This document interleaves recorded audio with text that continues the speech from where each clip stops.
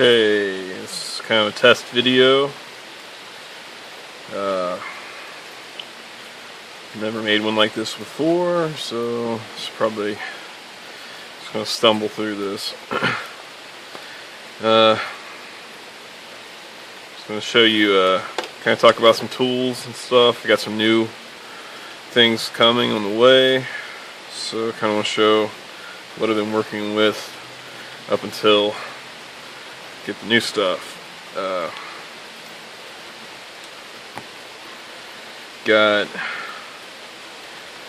This is the first dip pen I got. It's kind of an old one. It is a flex nib, and it's pretty stiff, but it's good. I liked it. Kind of got me hooked. And this is the newer. This is a G nib. It's there you go.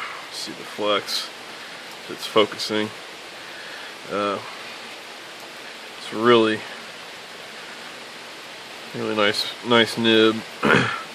But I got 10 more of those on the way, and some fountain pens that they should fit, and that'll be a big improvement.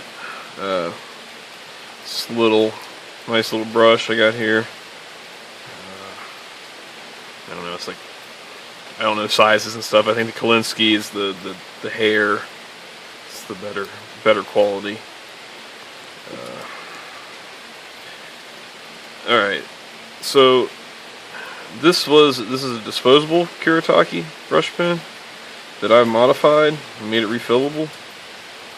I drilled a little hole down here that you can fit a little squeeze bottle or a syringe or whatever through there. It works all right. I use this.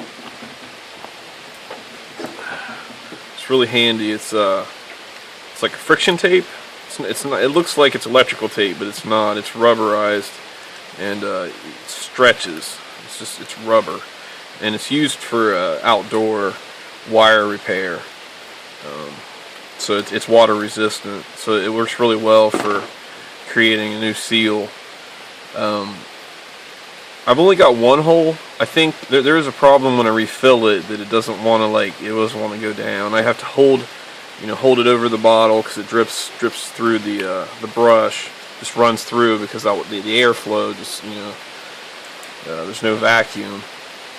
So I think I'm going to try it again, and next time it runs out, I'm going to drill a second hole slightly above where the other hole is, and hopefully that lets air through so it fills easier.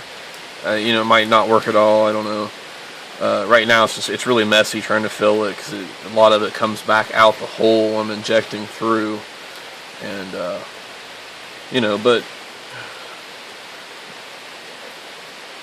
it works fine. It's a cheap way to make a refillable pen. I'm going to attempt to do that with all the ink cartridges I get. All the disposable ink cartridges I get with the other Kuretake, and I ordered a platinum carbon fountain pen too. It's supposed to be pretty cool drawing pen, and they all use the same cartridges too, which is really cool. So I have a brush pen and a fountain pen that all use the same cartridges, and then the fountain pens I got that'll fit the flex nib. They have their own refillable cartridges too, and you can buy 5 packs of those refillable cartridges for like $2 on eBay. So really cheap options for refilling stuff, I think. I'd like to have a lot of cartridges for everything I need, and then just pick one day when I'm running out of stuff and just go through it, and that way it's only one day making a mess, and it should be fairly easy that way. I'd rather do that than just throw away all the cartridges. A little bit more environmentally friendly and whatnot, and cheaper too. Alright, so those are some of my tools. I've really just been using some cheap ink. This is refill cartridge ink for a printer. Been using that. This is my ink wash. I just have one color right now, really. Sometimes I'll take this and take a couple of like milk caps or something and make a couple different shades. But even with just one, kind of painting over and over, you can get a few different shades.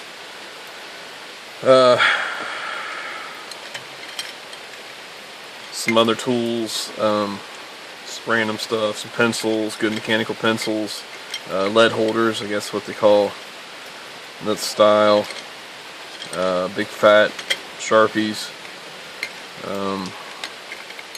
These are good pens, the Pilot Precise and the Uniballs,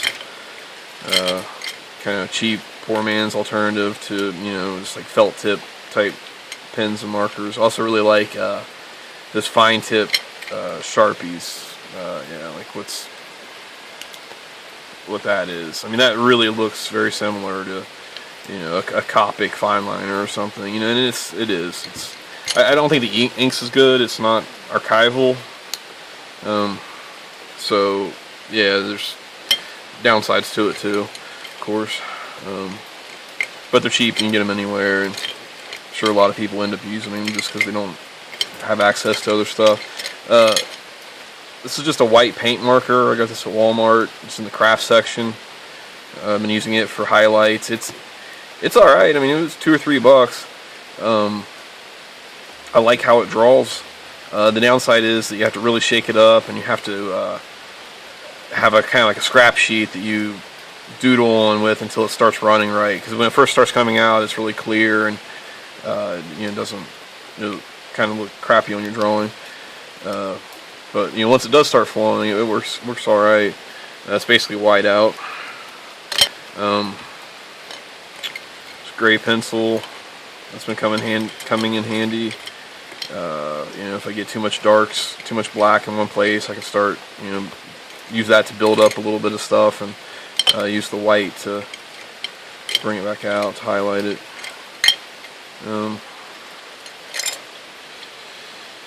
Alright,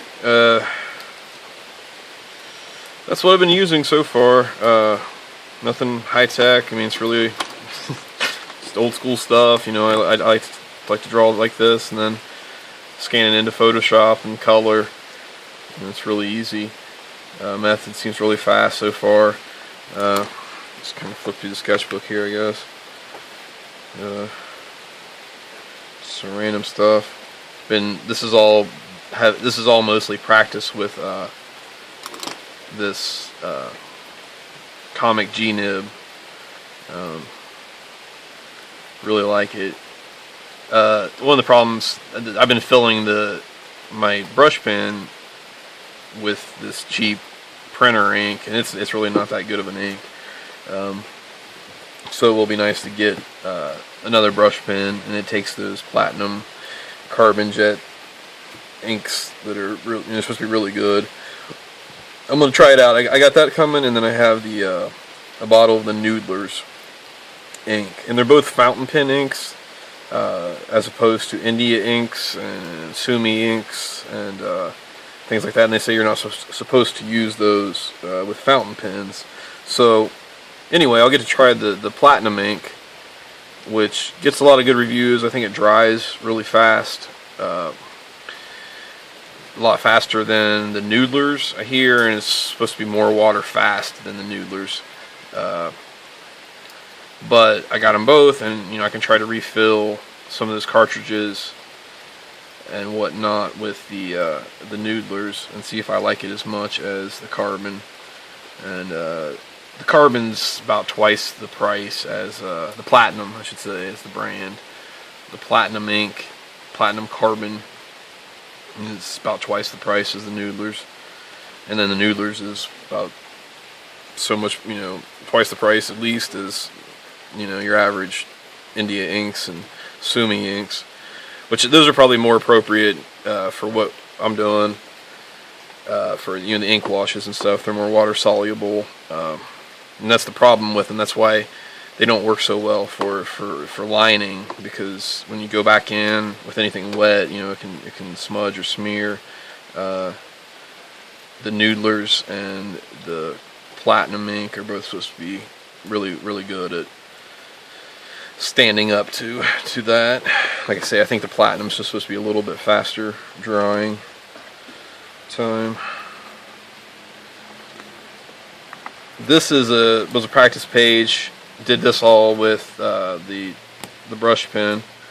You know, I'm trying to get to the point where I'm using everything. Like my tendency right now is to just pick up one thing and then stick with it. And you can. That's the idea with these, is they have the ability to make really thin lines and really thick lines, and you don't have to switch all the time.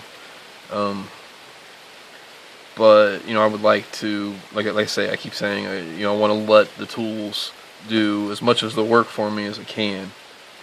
You know, so that's hopefully that makes sense.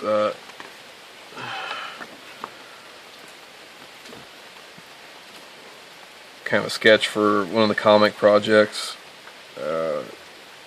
Adam Winchell, writer. This was something he had written down, a scene he described. Just kind of playing around. I didn't, when I started off, I didn't intend it to be that. It just kind of turned into it. But I think I would redo it. You know, I'd make the arms more dynamic and, you know, better camera angle and whatnot. But just kind of just practice with the pens more than anything. You know, some stuff, it gets, you know, some stuff just doesn't work out and turns into a big blob of black or whatever. But that's why we practice. Kind of cool page. Thought that turned out pretty nice. Cool little mech guy up there. I want to start doing more, you know, thumbnailing with those. I don't go through all the proper procedures a lot.